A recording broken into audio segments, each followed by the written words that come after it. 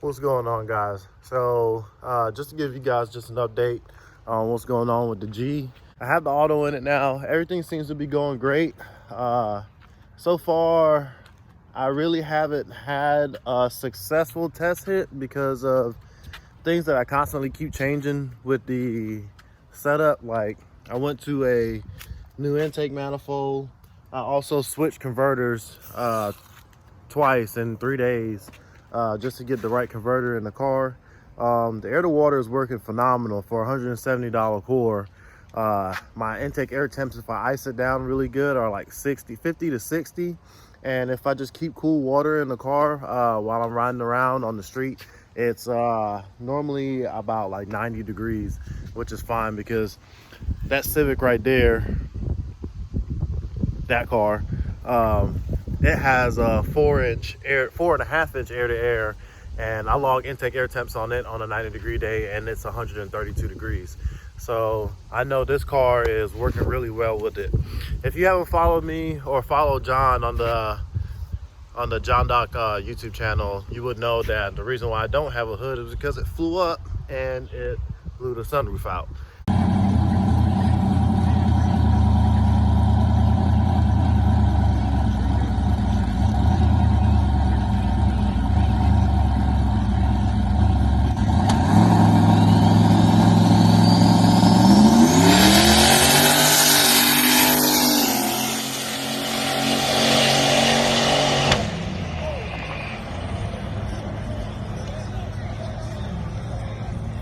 I was planning on deleting the sunroof anyway, but now it looks like it just deleted itself, so I put a patch on there. I was gonna do it in carbon fiber, but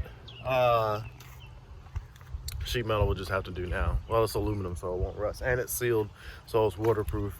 So what I'm about to do is I'm gonna pull the car off the trailer. It has a blown coupler on it from the other night when we went to the Galat, and I broke the clamp, so I'm gonna put a new clamp on it. What I'm gonna try to do is go testing at Fayetteville tomorrow.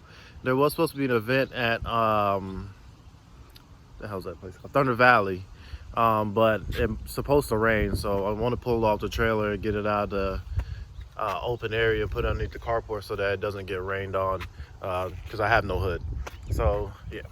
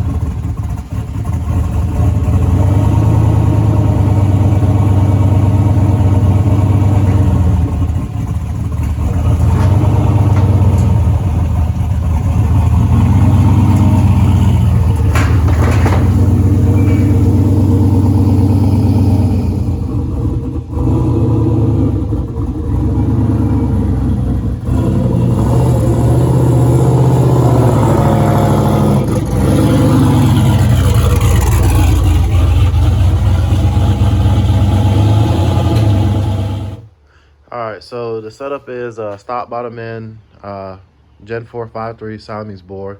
It has rod bolts, LSA oil pump, BTR stage 3 turbo cam, eBay mid rise, eBay 90mm throttle body. It's back on a cable throttle body because the drive-by-wire would have taken too many inputs and outputs, which I needed to run the CO2. So S475, 243 heads, spring retainer push rods, Fuel Tech FT 500. It's on a CX Racing, $177 air-to-water intercooler. Amazon water lines that you can get for like, I think it's 30 or 40 bucks for 25 feet. Roads Racing ice tank, and it has some no-name water pump in there that works pretty good for what it is. Interior is pretty gutted. Check out sunroof delete. And I still have to do some more cleaning up for it. I need to find a clock cover for it because the one that I had in here was brittle and it broke. All right, that's pretty much it. Got trans brake there, bump box, FTI TH400, B&M Pro Bandit shifter, I believe it is. Reverse manual valve body, PTC converter, and that's pretty much basic setup. Best time in the car so far is a 660 at 108. When we data logged it, I stayed on the limiter on first.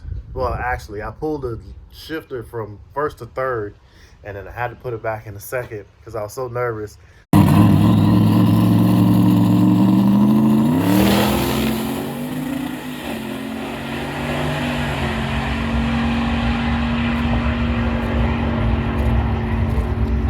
And I'm so used to putting well, not used to, but I'm so used to pulling the shifter back so far because of the manual. I'm probably the only dude y'all know that can't drive an automatic. It's a learning curve for me. I'm trying to get used to it. And every time that we went to the track since then, well, the next hit after the 660, the car was on the way to like a 135, 132, 60 foot, and it broke a stock axle.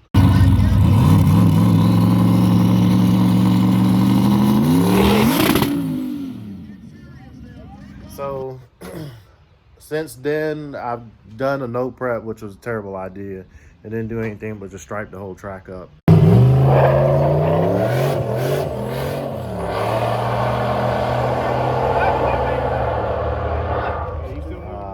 Went to Dun Benson last Thursday.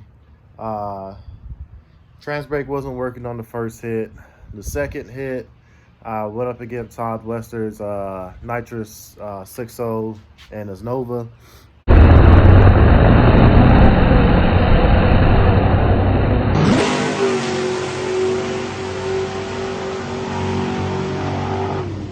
Spun the tire pretty bad.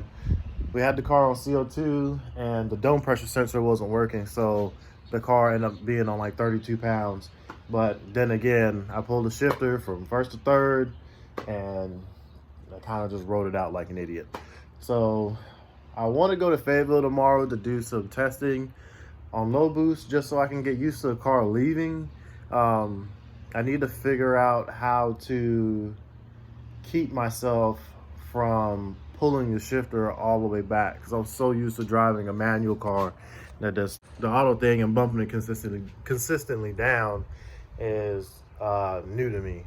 So I'm sure from the data log that we took, I stayed on the limiter for about half a second, pretty much, is what I lost from the data that we got. So I'm sure that the car could go with 630, 620 on the suspension that it's on now. And I'm sure with suspension and turning the car up, that was on 18 pounds that I went to 660 on. And it went 18 pounds, it spiked 18 pounds in the third gear. So once the converter locked. So yeah, I'm sure on 18 pounds, it could probably go with 630 consistently.